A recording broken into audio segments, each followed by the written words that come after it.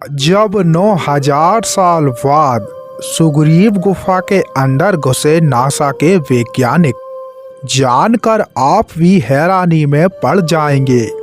सुग्रीव गुफा में ऐसे कौन से सबूत मिल रहे हैं जो बताते हैं कि रामायण सच में हुई थी? क्यों सुग्रीव को इसी गुफा में रहना पड़ा? सुग्रीव गुफा में ऐसा क्या था जिसके कारण यहाँ वाली कभी भी प्रवेश नहीं कर सकता था? क्या आज भी सुग्रीव गुफा में जाया जा सकता है? क्यों सुग्रीव गुफा को 1990 के बाद से बंद कर दिया गया? क्या सच में सुग्रीव गुफा के अंदर हजारों वर्ष पुराना खजाना छुपा हुआ है जिसकी रखवाली एक इच्छाधारी बंदर कर रहा है? सुग्रीव गुफा को कब और कैसे खोजा गया?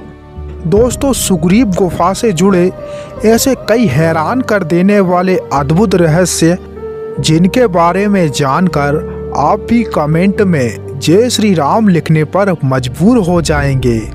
इसलिए आपसे एक ही निवेदन है कि वीडियो को अंत तक पूरा जरूर देखें, और अगर आपने अभी तक चैनल को सब्सक्राइब नहीं किया है तो प्लीज़ चैनल को सब्सक्राइब करने के बाद घंटे वाला बेल आइकन जरूर दबा दें ताकि ऐसे ही धार्मिक वीडियो सबसे पहले आप तक पहुंच सके। तो चलिए दोस्तों, वीडियो को शुरू करते हैं। सबसे पहले तो आपको बता दें कि रामायण में जिस ऋषिमुख पर्वत के बारे में बताया गया है वह ऋषिमुख पर्वत कर्नाटक के हम्पी में आज भी मौजूद है, जो कि प्राचीन समय में प्रसिद्ध विजयनगर साम्राज्य की राजधानी हुआ करता था। वानर राज सुग्रीव अपने बड़े भाई वाली से छुपकर जिस गुफा में रहा करते थे उसे अब सुग्रीव गुफा के नाम से जाना जाता है, जो कि ऋषिमुख पर्वत पर ही मौजूद है। आपको जानकर हैरानी होगी कि जब माता सीता का हरण हुआ तब भगवान राम और सुग्रीव की पहली मुलाकात ऋषिमुख पर्वत पर ही हुई थी, और इसी पर्वत पर पहुंचने के बाद भगवान राम को सुग्रीव पर उसके बड़े भाई बाली द्वारा किए गए अत्याचार का पता भी लग पाया था। तभी भगवान राम सुग्रीव अपना मित्र समझकर ये वचन देते हैं कि वह सुग्रीव को बाली के अत्याचारों से मुक्त करवाएंगे और किष्किंधा का राजा भी सुग्रीव को ही घोषित करेंगे। लेकिन बाली को एक ऐसा वरदान प्राप्त था कि युद्ध भूमि में युद्ध करने वाले व्यक्ति की आदि शक्ति अपने आप ही बाली में आ जाया करती थी, जिसके कारण भगवान राम को भी बाली को हराना बहुत मुश्किल था। कहा जाता है कि बाली इतना शक्तिशाली था कि एक बार बाली ने रावण को भी परास्त कर दिया था और रावण को 6 महीनों तक अपनी भुजाओं में दबाकर रखा था, क्योंकि बाली में सामने वाले व्यक्ति की आदि शक्ति आ जाया करती थी। लेकिन तभी छोटे भाई पर हुए अत्याचार के कारण भगवान राम को बहुत दया आई और फिर भगवान राम को सुग्रीव और वाली के युद्ध में बाली पर छुपकर वार करना पड़ा। तभी वाली का अंत हो पाया, क्योंकि वाली को वरदान प्राप्त था कि जिस व्यक्ति ने कभी कोई पाप ना किया हो उसी के हाथों वाली की मृत्यु होगी, और भगवान राम ने कभी भी कोई पाप नहीं किया था, जिसके कारण बाली मारा गया। चलिए दोस्तों, अब हम जानते हैं कि आखिर रामायण काल में सुग्रीव ऋषिमुख पर्वत पर मौजूद इसी गुफा में क्यों रहे, जबकि उस समय और भी कई गुफाएं मौजूद थी। लेकिन सुग्रीव ने अपने निवास के लिए इसी गुफा को क्यों चुना? बता दें कि इस पर्वत पर प्राचीन समय में मतंग ऋषि का आश्रम हुआ करता था, जहां ऋषि मतंग अपनी तपस्या में लीन रहा करते थे। जब एक बार ऋषि मतंग पर्वत पर तपस्या कर रहे थे तभी वानर राज बाली द्वारा दुमदुमी नाम के एक राक्षस को युद्ध के लिए ललकारा जाने लगा और फिर लंबे समय तक बाली और दुमदुमी नाम के इस राक्षस के बीच घमासान युद्ध हुआ। तभी बाली द्वारा युद्ध की समाप्ति के बाद इस राक्षस को आकाश में फेंक दिया गया, जो कि ऋषिमुख पर्वत पर मौजूद मतंग ऋषि के आश्रम में जा गिरा, जिसे देख तपस्या में लीन ऋषि मतंग अत्यंत क्रोधित हुए और अपने तपोबल से ऋषि मतंग ये जान चुके थे कि यह कार्य किसने किया है।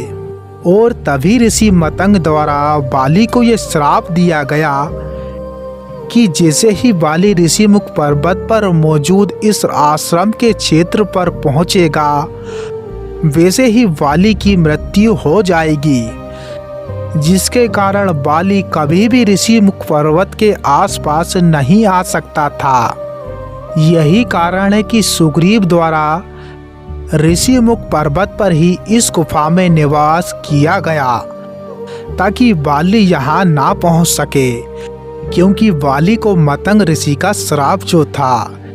लेकिन आखिर ऐसा क्या हुआ जिसके कारण सुग्रीव को बड़े भाई बाली द्वारा किष्किंधा के राज से बाहर निकाल दिया गया? चलिए जानते हैं। बता दें कि बाली और सुग्रीव दोनों ही भाई अत्यंत बलशाली थे, लेकिन बाली को ब्रह्मा जी द्वारा प्राप्त वरदान के कारण शत्रु की आदि शक्ति अपने आप बाली में आ जाया करती थी, जिसके कारण बाली युद्ध भूमि में शत्रु को बहुत ही आसानी से परास्त कर दिया करता था। बाली को इस वरदान के प्राप्त होने के कारण विश्व के सभी बड़े बड़े बलवान राक्षस युद्ध के लिए चुनौतियां दिया करते थे और बाली सभी की चुनौतियों को स्वीकार भी करता था, क्योंकि बाली को वरदान जो प्राप्त था। एक बार सुग्रीव और बाली के शासन में बाली को एक मायावी नाम के राक्षस द्वारा युद्ध के लिए ललकारा जाने लगा, क्योंकि यह मायावी नामक राक्षस उसी दुमदुमी नामक राक्षस का छोटा भाई था, जिसे बाली द्वारा युद्ध के बाद आकाश से ऋषिमुख पर्वत पर फेंक दिया गया था। जब बाली को इस राक्षस द्वारा युद्ध के लिए ललकारा गया, तब बाली को अत्यंत क्रोध आया। मायावी नाम का ये राक्षस अत्यंत मायावी था, जिसके कारण सुग्रीव को ये डर था कि यह बाली के साथ कोई छल ना कर ले। और फिर सुग्रीव ने भी बाली के साथ ही युद्ध में जाने का फैसला ले लिया। फिर सुग्रीव और बाली दोनों ही भाई मायावी नाम के इस राक्षस से युद्ध के लिए गए। लेकिन जैसे ही दोनों भाई इस राक्षस के पास युद्ध के लिए पहुंचे, तभी यह राक्षस भागते हुए एक गुफा में जाकर छुप गया, क्योंकि बाली अत्यंत क्रोध में था, जिसके कारण बाली इस राक्षस से युद्ध करने के लिए गुफा के अंदर गया। सुग्रीव द्वारा बाली को गुफा में जाने से बहुत मना किया गया, लेकिन बाली ने सुग्रीव की एक न मानी और बाली सुग्रीव को गुफा के बाहर खड़ा करके गुफा के अंदर पहुंच गए और सुग्रीव से कहकर गए कि सुग्रीव वही गुफा के बाहर द्वार पर पहरा देते रहें और उनके आने की प्रतीक्षा करें। सुग्रीव की गुफा के बाहर खड़े कई महीनों बीत चुके थे, लेकिन बाली का कुछ अता पता ही नहीं था। सुग्रीव काफी ज्यादा हैरान और परेशान होने लगा कि आखिर बाली इतने समय तक गुफा से बाहर क्यों नहीं आया। सुग्रीव गुफा के बाहर ही पहरा देते रहा, लेकिन एक दिन अचानक से गुफा के पास सुग्रीव को गुफा के अंदर किसी के चिल्लाने की आवाजें सुनाई दी और फिर सुग्रीव को लगने लगा कि उसका भाई उस मायावी के हाथों मारा जा चुका है। कहीं वह राक्षस बाहर आकर किष्किंधा को भी ना हड़प ले, जिसके डर से सुग्रीव ने गुफा का द्वार एक विशाल चट्टान के सहारे से बंद कर दिया ताकि वह मायावी राक्षस बाहर ना आ सके और किष्किंधा नगरी को ना हड़प सके। और फिर सुग्रीव किष्किंधा वापस लौट आया। सुग्रीव किष्किंधा का राजा हुआ करता था, जिसके कारण वाली की मृत्यु के पश्चात सुग्रीव को ही किष्किंधा का राजपाट दे दिया गया और अब सुग्रीव किष्किंधा का राजपाट संभालने लगा। किंतु हैरानी की बात तो यह है कि उस समय वाली की नहीं बल्कि उसी मायावी राक्षस की मृत्यु हुई थी जो कि वाली के साथ युद्ध कर रहा था।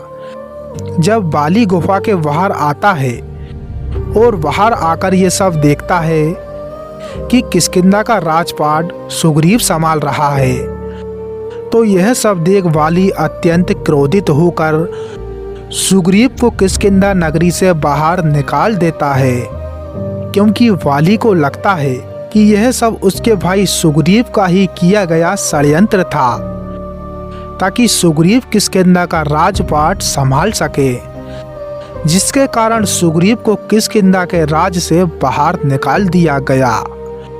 आपको जानकर हैरानी होगी कि जब सुग्रीव को किष्किंधा नगरी से बाहर निकाला गया तब सुग्रीव जिस जगह पर रुके उस जगह को अब सुग्रीव गुफा के नाम से जाना जाता है, जो कि आज भी ऋषिमुख पर्वत पर कर्नाटक के हम्पी में मौजूद है, जो कि किसी चमत्कार से कम नहीं है। हम्पी और उसके आसपास के क्षेत्र में आज भी रामायण से जुड़े ऐसे कई स्थल मौजूद हैं जो कि यहाँ भगवान राम के आगमन के साक्षात सबूत हैं। हम्पी में मौजूद सुग्रीव की गुफा एक प्राकृतिक रूप से निर्मित गुफा है, जो कि शांतिपूर्ण वातावरण के कारण अपने आप में ही आकर्षण का केंद्र है। कहा जाता है कि हम्पी में मौजूद सुग्रीव की गुफा के पास पहुंचने पर ऐसा महसूस होता है कि मानो आप फिर से रामायण काल में पहुंच गए हो। कर्नाटक के हम्पी से लगभग 6 किलोमीटर की दूरी पर तुंगभद्रा बांध मौजूद है, जो कि रामायण के समय में किष्किंधा में हुआ करता था और किष्किंधा का एक प्रमुख केंद्र भी हुआ करता था। बता दें कि हनुमान द्वारा सुग्रीव को भगवान राम से सबसे पहले इसी गुफा में मिलाया गया था। रामायण काल के दौरान विंध्याचल पर्वत से लेकर पूरे प्रायद्वीप भारत में एक बहुत ही घना वन फैला हुआ था, जिसे दंडक वन कहा जाता था। पौराणिक मान्यताओं के अनुसार एक समय ऐसा था जब रावण का अत्याचार हद से ज्यादा बढ़ गया था। तब उस समय ऋषि मुनि आपस में एक होकर एक पर्वत पर जाकर रहने लगे ताकि वह रावण के अत्याचारों से बच सके, लेकिन वह रावण के अत्याचारों से नहीं बच सके, क्योंकि जब एक बार रावण विश्व विजय करने के उद्देश्य से इस पर्वत के समीप से गुजरा तो वह बहुत से ऋषि मुनियों को एक साथ देख आश्चर्यचकित हो गया। तभी रावण ने अपने सेनापति से पर्वत पर मौजूद सभी ऋषि मुनियों के बारे में पूछा, तो सेनापति रावण से कहता है कि यह सभी ऋषि मुनि आपके अत्याचारों से बचने के लिए ही इस पर्वत पर आए हैं, जिसके कारण रावण को अत्यधिक क्रोध आया और फिर रावण द्वारा इन सभी ऋषि मुनियों को मार दिया गया। कहा जाता है कि उन सभी ऋषि मुनियों के अवशेषों से ही उस जगह पर एक पर्वत का निर्माण हुआ, जिसे आज हम ऋषिमुख पर्वत के नाम से जानते हैं। बता दें कि हनुमान जी के कारण ही सुग्रीव की मित्रता भगवान राम से हो पाई थी। हम्पी में ही सुग्रीव की गुफा मौजूद है, जो कि यूनेस्को की विश्व विरासत में शामिल एक पर्यटन स्थल है। हम्पी कर्नाटक में बेलगांव से 190 किलोमीटर की दूरी पर मौजूद है। जब रावण द्वारा माता सीता का हरण किया गया तब रावण माता सीता को श्रीलंका इसी रास्ते से लेकर आया था। तब माता सीता ने इसी रास्ते में अपने गहने गिरा दिए थे ताकि भगवान राम माता सीता को आसानी से ढूंढ सकें। सुग्रीव गुफा ही एक ऐसी जगह है जहां पहली बार हनुमान और सुग्रीव का मिलन हुआ था और यहीं पर मौजूद एक नदी के किनारे सुग्रीव का मिलन राम और लक्ष्मण से भी हुआ था, जो कि माता सीता की तलाश कर रहे थे। सुग्रीव गुफा के आंतरिक भागों को सुंदर चित्रों से चित्रित किया गया है।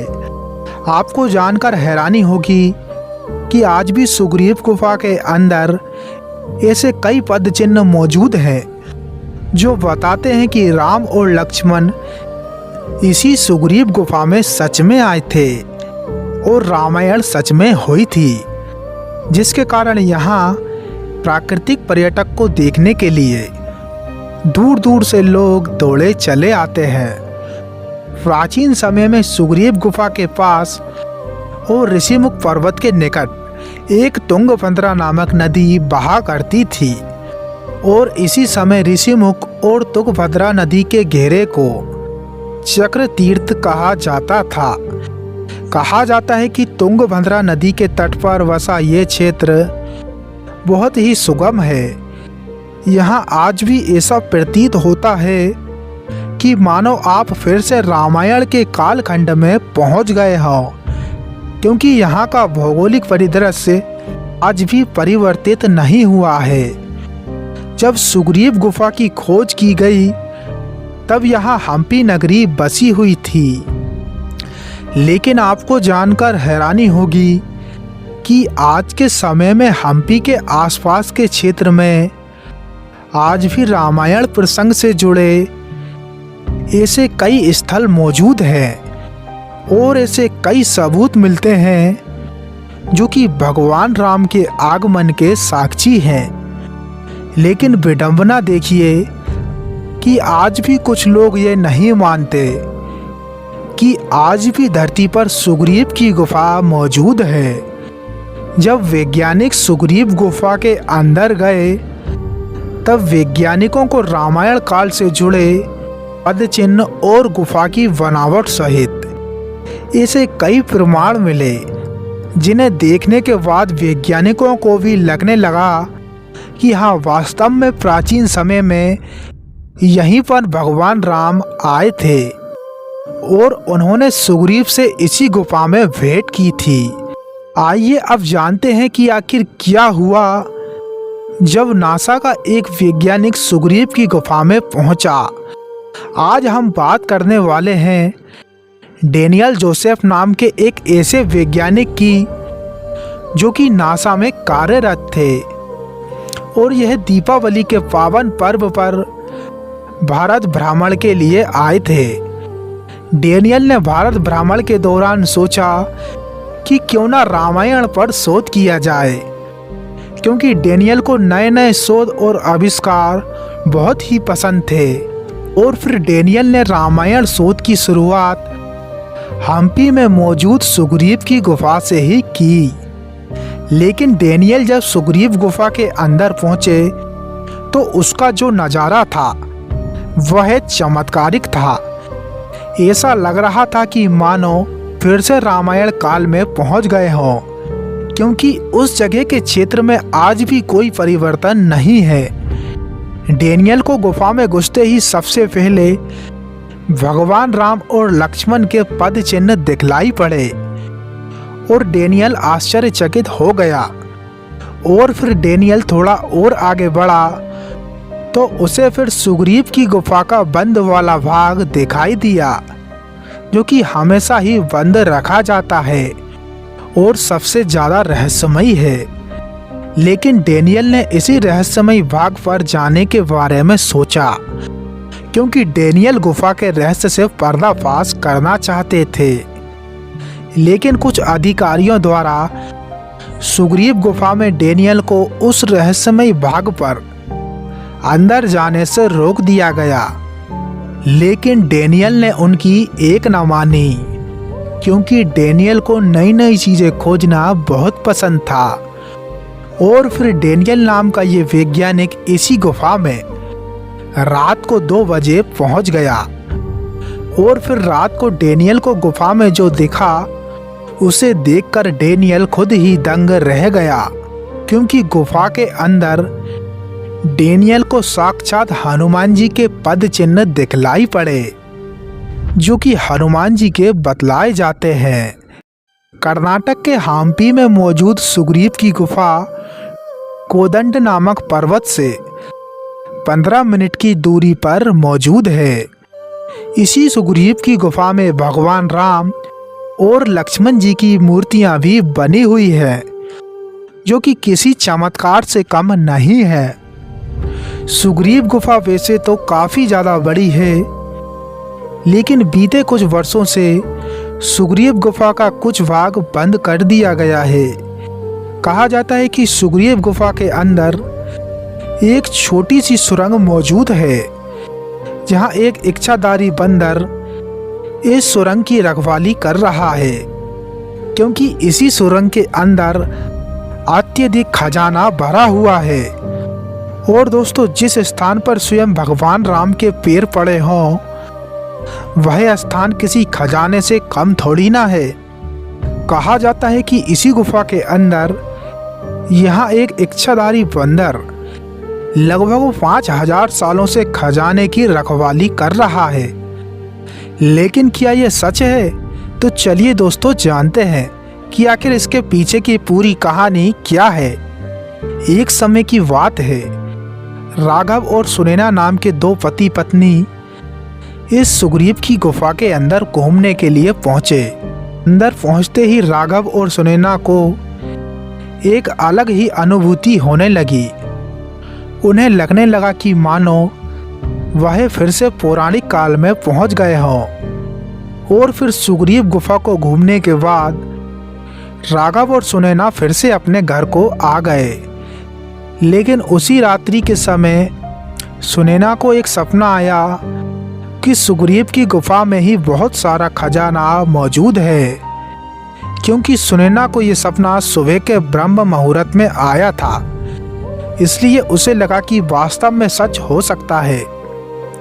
फिर उसने अपने पति से कहा कि हमें फिर से एक बार सुग्रीव गुफा में जाना चाहिए, क्योंकि वहां दिन में बहुत ज़्यादा निगरानी रहती थी, जिसके कारण सुनैना और राघव दोनों ही रात में गुफा में पहुंचे। गुफा में पहुंचने के बाद यह उसी सुरंग में खुदाई करना चाहते थे जो कि सुनैना के सपने में आई थी। लेकिन फिर राघव और सुनैना ने देखा कि भला उस खजाने की पहरेदारी तो एक इच्छाधारी बंदर कर रहा है। बंदर को देख ये दोनों आश्चर्यचकित हो गए, और जैसे ही उन्होंने उस खजाने को खोजने की कोशिश की, तभी उस इच्छाधारी बंदर ने उन पर हमला कर दिया, जिसके कारण वे दोनों ही उस स्थान पर खुदाई नहीं कर पाए।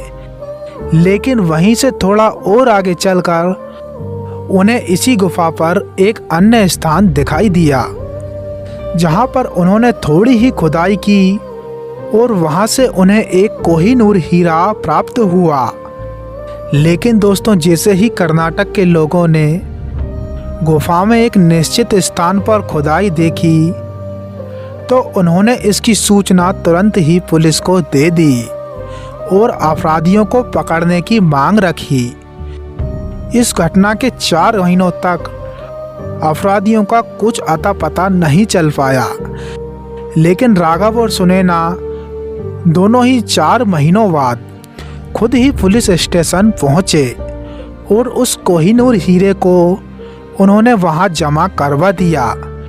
जब पुलिस वालों ने उनसे पूछा कि आप खुद ही हीरे को देकर सरेंडर क्यों करना चाहते हैं, तब उन्होंने जो जवाब दिया वह हैरान कर देने वाला था, क्योंकि उन्होंने बताया कि सपने में आने के बाद जब से हम ये हीरा लेकर गए हैं तब से हम चारों ओर से परेशानियों से घिर चुके हैं। इससे पहले हम बहुत खुश रहा करते थे और जो भी इंसान सुग्रीव की गुफा से कुछ भी ले जाना चाहेगा वह कहीं का नहीं रहेगा। हम चाहते हैं कि इस कोहिनूर हीरे को इसके असली स्थान पर फिर से पहुंचा दिया जाए, जिसके वास्ते दोस्तों 1990 में इस हीरे को उसी स्थान पर इस सुरंग में फिर से पहुंचा दिया गया। लेकिन उस समय वह बंदर वहाँ मौजूद नहीं था। वहाँ के लोगों का मानना है कि वह एक इच्छाधारी बंदर है और वह अदृश्य होने की क्षमता भी रखता है। और फिर 1990 से ही सुग्रीव गुफा को हमेशा के लिए बंद कर दिया गया ताकि इसी तरह की और घटनाएं वहाँ पर ना हो सकें और ना ही कभी भारतीय संस्कृति के साथ खिलवाड़ किया जा सके। वैसे इस घटना के बारे में दोस्तों आपके क्या विचार हैं, कमेंट सेक्शन में ज़रूर बताएं। और अगर आपको वीडियो पसंद आया हो तो वीडियो को लाइक और ऐसे ही और वीडियो के लिए चैनल को सब्सक्राइब जरूर कर लें ताकि ऐसे ही धार्मिक वीडियो सबसे पहले आप तक पहुंच सकें। तो चलिए दोस्तों, आज के इस वीडियो में इतना ही। मिलते हैं किसी अगले धार्मिक वीडियो के साथ। तब तक के लिए जय श्री राम।